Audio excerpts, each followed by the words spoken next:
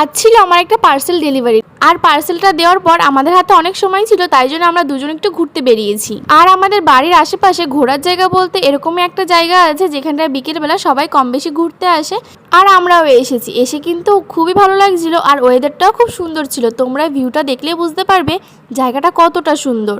আগে আমরা প্রায় দিনই ঘুরতে বেরোতাম, কিন্তু এখন কাজের চাপে দুজনেরই কেউ সেরকম বেরোতে পারি না, তাই আজকে একটু ফাঁকা ছিল আর একটু ঘুরতে বেরিয়েছি। ঘুরতে বেরিয়েও আমার মনটা খুব খুশি হয়ে গেছে। আর এই জায়গাটা চারপাশ, তারপর মাঝখান দিয়ে যে রাস্তাটা গেছে সেই রাস্তাটা তো আরোই সুন্দর। আমার তো ভীষণই ভালো লাগে এই জায়গাটা, আর তার জন্য আমি মাঝে মাঝে বলি যে এই জায়গাটা আমাকে ঘুরতে নিয়ে চলো, কিন্তু ওই যে সময়ের জন্য আসা হয় না। আচ্ছা, তোমরা এখন কে কোথা থেকে এই ভিডিওটা দেখছো, আর গ্রাম থেকে দেখছো না কলকাতা থেকে দেখছো, আমাকে কিন্তু অবশ্যই কমেন্টে জানিয়ে দিও।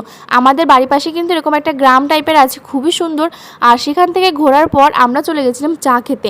এইটা না খেলে তো একদমই ভিডিও কমপ্লিট হবে না আমার।